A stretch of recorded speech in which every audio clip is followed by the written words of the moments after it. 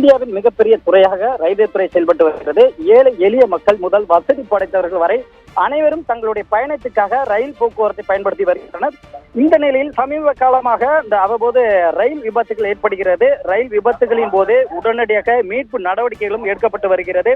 இதனிடையே ரயில் விபத்து ஏற்பட்டால் உடனடியாக எப்படி மீட்பு பணிகள் மேற்கொள்ள வேண்டும் என்பது குறித்தான ஒத்திகை நிகழ்ச்சியானது திருச்சி ரயில்வே குட்செட் யார்டில் இன்று நடைபெற்று வருகிறது.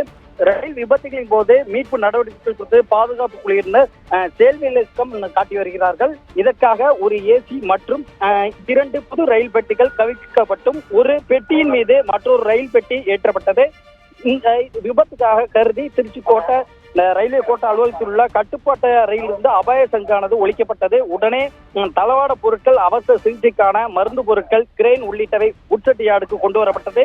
திருச்சி ரயில்வே கோட்ட முதுநிலை பாதுகாப்பு பிரிவு அதிகாரி ஸ்ரீதர் தலைமையில் ரயில்வே துறையினர், ரயில்வே பாதுகாப்பு படையினர், தேசிய பேரிடர் மீட்பு படையினர், தீயணைப்பு துறையினர், மருத்துவத்துறையினர், தொழில்நுட்பத்துறையினர், காவல்துறையினர் என 250க்கும் மேற்பட்டோர் இந்த ஒத்திகையில் கலந்து கொண்டனர். விபத்தில் சிக்கிய நபர்கள் மீட்பது, உடனடியாக முதல் உதவி கொடுக்கப்பட்டு 108 ஆம்புலன்ஸ் மூலம் ஏற்றப்பட்டு மருத்துவமனைக்கு கொண்டு செல்வது குறித்து ஒத்திகையானது தத்துரூபமாக செய்து காட்டப்பட்டது. ரயில் விபத்து நடைபெறும் இடத்தை போலவே அனைத்து ஏற்பாடுகளும் செய்யப்பட்டு ஒத்திகையானது நடத்தப்பட்டது. தமிழ்நாட்டிலோ திருச்சி ரயில்வே கோட்டத்திலோ ரயில் விபத்துகள் நல்வாய்ப்பாக எதுவும் நடைபெறவில்லை.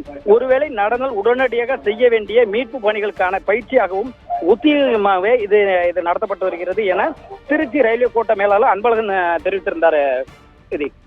விவரங்களுக்கு நன்றி பிரபாகரன். திருச்சியில் முன்னெச்சரிக்கை நடவடிக்கையாக ரயில் விபத்து ஏதேனும் ஏற்பட்டால் அதில் எப்படி தடம் புரண்ட பெட்டிகளுக்குருந்து பயணிகளை காப்பது என்பது குறித்து ஒத்திகை நிகழ்ச்சியானது தத்ரூபமாக நடைபெற்றுக் கொண்டிருக்கிறது.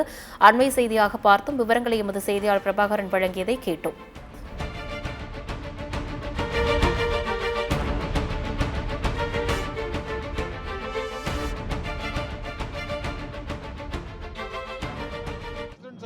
முக்கியமாக first rescue is very important. Rescue of the passengers இருக்கிறாங்க இல்லையா, அவங்கள இமீடியட்டாக ரெஸ்கியூ பண்ணி மெடிக்கல் அட்டென்ஷன் பண்ணணும். அதுக்காக மெடிக்கல் டீம் பண்ணோம். மெடிக்கல் டீம் வர வச்சு அவங்களே இது பண்ணோம். எப்படி எங்கள் எம்ப்ளாயீஸ் தயாராக இருக்கிறாங்க, எவ்வளோ குயிக்காக ரெஸ்பான்ஸ் பண்ணுறாங்க, அதெல்லாம் எவாலுவேட் பண்ணுறதுக்காக இந்த எக்ஸசைஸ் பண்ணுறோம். ரெஸ்கியூ முடித்த பிறகு ரெஸ்டோரேஷன், அந்த கோச்சஸை ட்ராக்கில் வச்சு ட்ராக் ஃபிட் பண்ணி வண்டியை எவ்வளோ குயிக்காக ரெஸ்டோர் பண்ணோம். இதெல்லாம் டைமிங்கெல்லாம் நாங்கள் அனலைஸ் பண்ணிவிட்டு எங்கெங்கெல்லாம் லேகிங் இருக்கோ அதெல்லாம் இம்ப்ரூவ் பண்ணோம். For God sake no accident should happen. இதுவரை எதுவும் நடக்கலை. We pray for that also.